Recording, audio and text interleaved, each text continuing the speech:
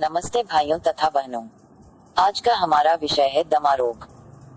आज हम दमा रोग के बारे में योग और प्राकृतिक चिकित्सा क्या कहता है उसके बारे में थोड़ा चिंतन करेंगे।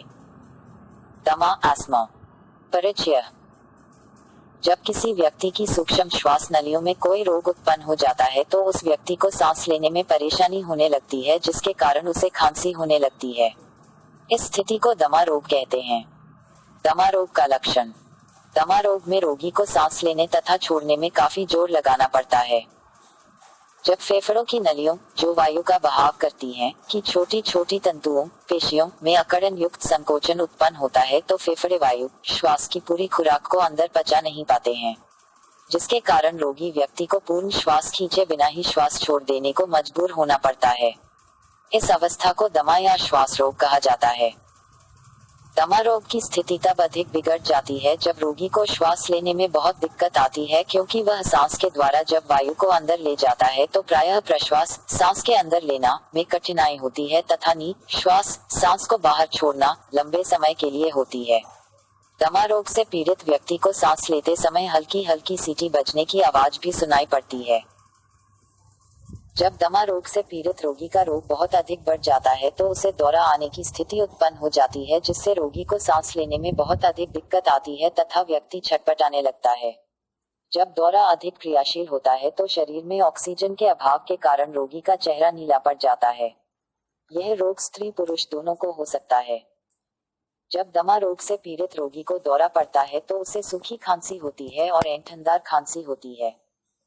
इस रोग से पीड़ित रोगी चाहे कितना भी बलगम निकालने के लिए कोशिश करे, लेकिन फिर भी बलगम बाहर नहीं निकलता है। दमा रोग प्राकृतिक चिकित्सा से पूरी तरह से ठीक हो सकता है। दमा रोग होने का कारण। औषधियों का अधिक प्रयोग करने के कारण कफ सूख जाने से दमा रोग हो जाता है। खान पान के गलत तरीके से दमा रोग हो सकता है। मानसिक तनाव, क्रोध तथा अधिक भय के कारण भी दमा रोग हो सकता है। खून में किसी प्रकार से दोष उत्पन्न हो जाने के कारण भी दमा रोग हो सकता है। नशीले पदार्थों का अधिक सेवन करने के कारण दमा रोग हो सकता है। खांसी, जुकाम तथा नजला रोग अधिक समय तक रहने से दमा रोग हो सकता है। नजला रोग होने के समय में संभोग क्रिया करने से दमा रोग हो सकता है। भूख से अधिक भोजन खाने से दमा रोग हो सकता है। मिर्च, मसाले, तले भुने खाद्य पदार्थों तथा गरिष्ठ भोजन करने से दमा रोग हो सकता है। फेफड़ों में कमजोरी, हृदय में कमजोरी, गुर्दों में कमजोरी, आंतों में कमजोरी तथा स्नायुमंडल में कमजोरी हो जाने के कारण दमा रोग हो जाता है। मनुष्य की श्वास नलिका में धूल तथा ठंड लग जाने के कारण दमा रोग हो सकता है। धूल के कण, खोपड़ी के खुरंड, कुछ पौधों के पुष्परज, अंडे तथा ऐसे ही बहुत सारे प्रत्युष्णक पदार्थों का भोजन में अधिक सेवन करने के कारण दमा रोग हो सकता है। मनुष्य के शरीर की पाचन नलियों में जलन उत्पन्न करने वाले पदार्थों का सेवन करने से भी दमा रोग हो सकता है। मल मूत्र के वेग को बार बार रोकने से दमा रोग हो सकता है। धूम्रपान करने वाले व्यक्तियों के साथ रहने या धूम्रपान करने से दमा रोग हो सकता है। दमा रोग के लक्षण। दमा रोग से पीड़ित रोगी को रोग के शुरुआती समय में खांसी, सरसराहट और सांस उखड़ने के दौरे पड़ने लगते हैं। दमा रोग से पीड़ित रोगी को वैसे तो दौरे कभी भी पड़ सकते हैं, लेकिन रात के समय में लगभग 2 बजे के बाद दौरे अधिक पड़ते हैं। दमा रोग से पीड़ित रोगी को कफ सख्त, बदबूदार तथा डोरीदार निकलता है। दमा रोग से पीड़ित रोगी को सांस लेने में बहुत अधिक कठिनाई होती है।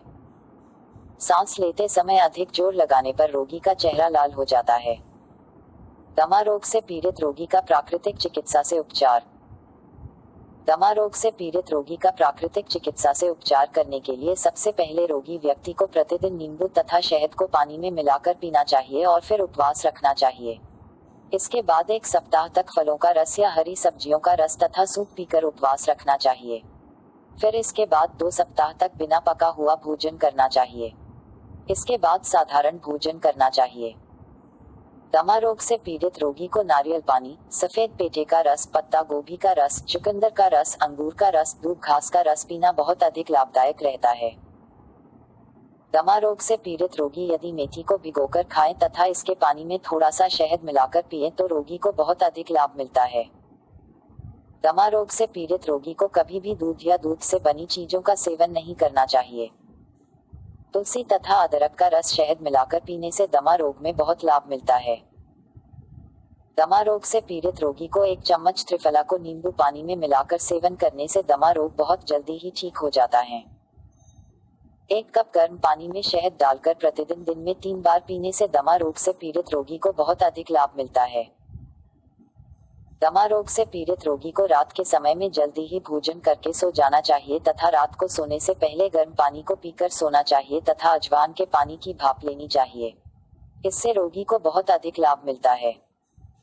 दमा रोग से पीड़ित रोगी को अपनी छाती पर तथा अपनी रीढ़ की हड्डी पर सरसों के तेल में कपूर डालकर मालिश करनी चाहिए तथा इसके बाद भाप स्नान करना चाहिए।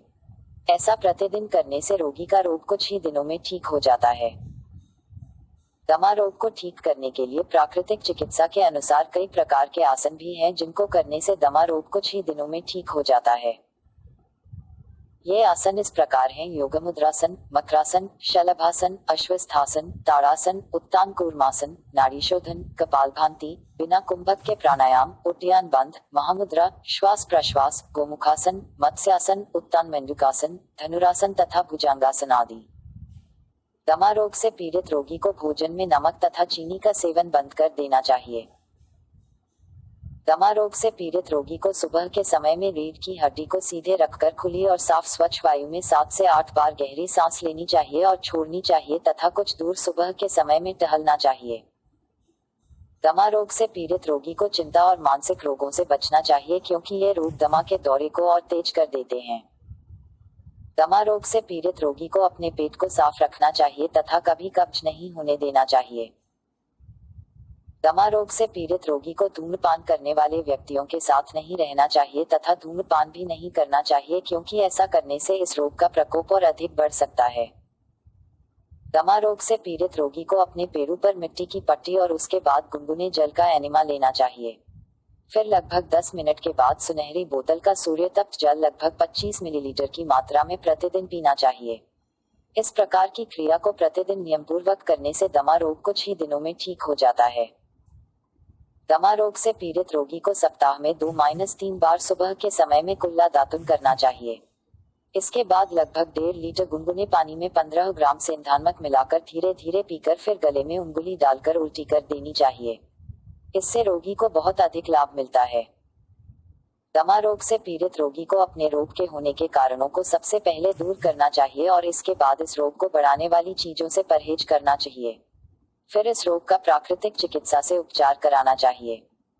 इस रोग से पीड़ित रोगी को कभी घबराना नहीं चाहिए क्योंकि ऐसा करने से दौरे की तीव्रता तेजी बढ़ सकती है। दमा रोग से पीड़ित रोगी का उपचार करने के लिए सबसे पहले रोगी को कम से कम 10 मिनट तक कुर्सी पर बैठाना चाहिए क्योंकि आराम करने से फेफड़े ठंडे हो जाते हैं। इसके बाद रोगी को होंठों से थोड़ी थोड़ी मात्रा में हवा खींचनी चाहिए और धीरे धीरे सांस लेनी चाहिए। इस प्रकार से प्रतिदिन उपचार करने से यह रोग कुछ ही दिनों में ठीक हो जाता है। दमा रोग से पीड़ित रोगी को गर्म बिस्तर पर सोना चाहिए। दमा रोग से पीड़ित रोगी को अपनी रीढ़ की हड्डी की मालिश करवानी चाहिए तथा इसके साथ साथ कमर पर गर्म सिकाई करवानी चाहिए। इसके बाद रोगी को अपनी छाती पर न्यूट्रल लपेट करवाना चाहिए। इस प्रकार से प्रतिदिन उपचार करने से कुछ ही दिनों में दमा रोग ठीक हो जाता है। दमा रोग से पीड़ित रोगी के लिए कुछ सावधानियां। दमा रोग से पीड़ित रोगी को धूम्रपान नहीं करना चाहिए क्योंकि ऐसा करने से रोगी की अवस्था और खराब हो सकती है। इस रोग से पीड़ित रोगी को भोजन में लेसदार पदार्थ तथा मिर्च मसालेदार चीजों का सेवन नहीं करना चाहिए। रोगी व्यक्ति को धूल तथा धुएं भरे वातावरण से बचना चाहिए क्योंकि धूल तथा धुएं से यह रोग और भी बढ़ जाता है।